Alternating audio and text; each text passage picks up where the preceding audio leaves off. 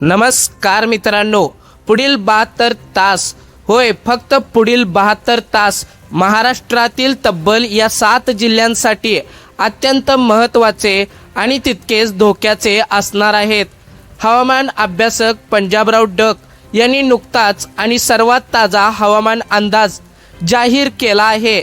एका बाजूला कडक ऊन आणि दुसरीकडे पावसाची वाट पाहणाऱ्या नागरिकांसाठी ही बातमी अत्यंत महत्त्वाची आहे, कारण या 7 जिल्ह्यांमध्ये ढगफुटी दृश्य पावसाचा इशारा देण्यात आलेला आहे। हे 7 जिल्हे जिथे रेड झोनमध्ये आलेले आहेत ते पाहण्यासाठी व्हिडिओ शेवटपर्यंत बघा। मित्रांनो, यामध्ये तुमचा जिल्हा येतो का हे आता जाणून घ्या, कारण जर वेळीच काळजी घेतली नाही तर शेतकऱ्यांचे आणि सामान्य नागरिकांचे मोठे नुकसान होऊ शकते। नुकसान टाळण्यासाठी आपल्या पिकांचे आणि गुराढोरांचे रक्षण करण्यासाठी हा व्हिडिओ तुमच्यासाठी अत्यंत महत्त्वाचा आणि गरजेचा ठरणार आहे। जर तुम्ही चॅनेलवरती नवीन असाल तर आत्ताच आपल्या बोलगड्या मराठी या यूट्यूब चॅनेलला सबस्क्राईब करा। तर मित्रांनो, हवामान अभ्यासक पंजाबराव डक यांनी स्पष्ट शब्दात सांगितलं आहे की या 7 जिल्ह्यांमध्ये विजांच्या कडकडाटासह आणि वादळी वाऱ्यासह मुसळधार पाऊस पडणार आहे। पण ते 7 भाग्यवान आणि तितकेच संवेदनशील जिल्हे कोणते आहेत आपण सविस्तर पाहणार आहोत। पण त्याआधी पाहूया महाराष्ट्रात सध्या नक्की काय परिस्थिती निर्माण झाली आहे। मित्रांनो, हवामान अभ्यासक पंजाबराव डक यांचे अंदाज महाराष्ट्रातील शेतकरी देवमाणूस मानून ऐकतात। त्यांच्या ताज्या अंदाजानुसार अरबी समुद्रात आणि बंगालच्या उपसागरात निर्माण झालेल्या नवीन हवामान प्रणालीमुळे महाराष्ट्रात अचानक वातावरणात मोठा बदल झाला आहे। एकीकडे उन्हाच्या तीव्र झळा बसत असताना दुसरीकडे मात्र बाष्पीभवन वेगाने होऊन ढगांची दाटी झाली आहे। तर मित्रांनो, हवामान अभ्यासक पंजाबराव डक यांनी सांगितलं आहे की या 7 जिल्ह्यांमध्ये स्थानिक पातळीवर लोकल क्लाउड फॉर्मेशन म्हणजेच स्थानिक ढग निर्मिती अतिशय वेगाने होत आहे। त्यामुळे अर्ध्या ते 1 तासातच पाऊस पडणार, परंतु पाऊस पडल्यानंतर पूरसदृश्य परिस्थिती निर्माण होऊ शकते, ज्याला आपण ढगफुटी दृश्य पाऊस म्हणतो। तसाच काहीसा प्रकार या 7 जिल्ह्यांमध्ये आपल्याला अनुभवायला मिळणार आहे।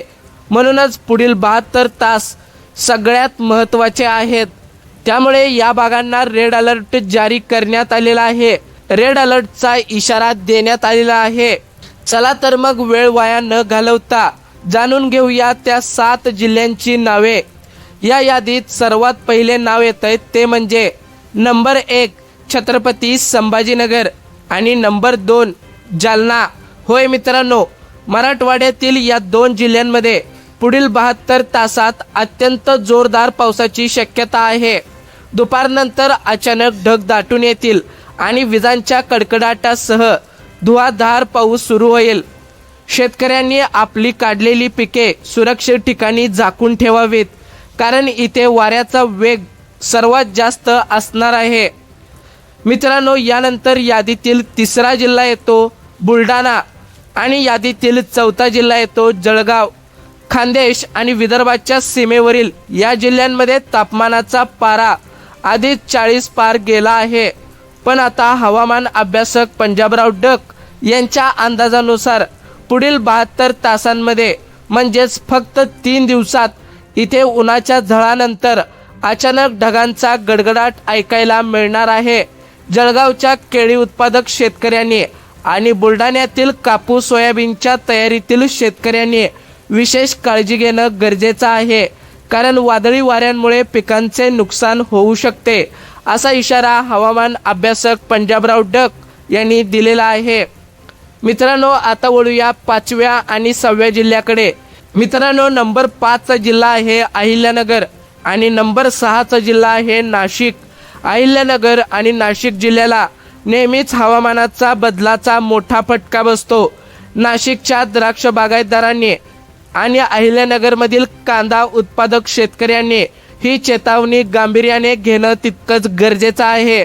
हवामान अभ्यासक पंजाबराव डक यांच्या मते या दोन्हीही जिल्ह्याच्या काही तालुक्यांमध्ये इतका तीव्र पाऊस होऊ शकतो की सखल भागांमध्ये पाणी साचेल, त्यामुळे नद्या आणि ओढ्याकाठच्या गावांनी सतर्क राहण्याचा इशारा हवामान खात्याने दिला आहे.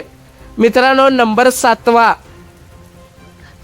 नंबर 7चा जिल्हा येतो अत्यंत महत्त्वाचा आणि 7वा जिल्हा आहे जो सध्या सर्वात जास्त रेड झोनमध्ये येतो आणि रेड झोनच्या केंद्रस्थानी म्हणून पाहिला जातोय. नंबर 7चा जिल्हा आहे बीड. बीड जिल्ह्यामध्ये पुढील 72 तासात अतिवृष्टीची शक्यता वर्तवण्यात आली आहे. बीडमधील बऱ्याच भागात ढगफुटीसारखी परिस्थिती निर्माण होऊ शकते, असा थेट इशारा हवामान अभ्यासक पंजाबराव डक यांनी दिला आहे. त्यामुळे बीड जिल्ह्यातील नागरिकांनी विनाकारण घराबाहेर पडणे टाळावे. आता शेतकऱ्यांसाठी आणि नागरिकांसाठी हवामान खात्याने आणि त्याचबरोबर हवामान अभ्यासक पंजाबराव डक यांनी सुरक्षेचे उपाय दिले आहेत, जे सर्वांनी ऐकलेच पाहिजेत. मित्रांनो, जिल्हा तर तुम्ही जाणून घेतला, पण आता नुकसान टाळण्यासाठी काय करायचे ते नीट ऐका. थोडक्यात आपण सांगणार आहे.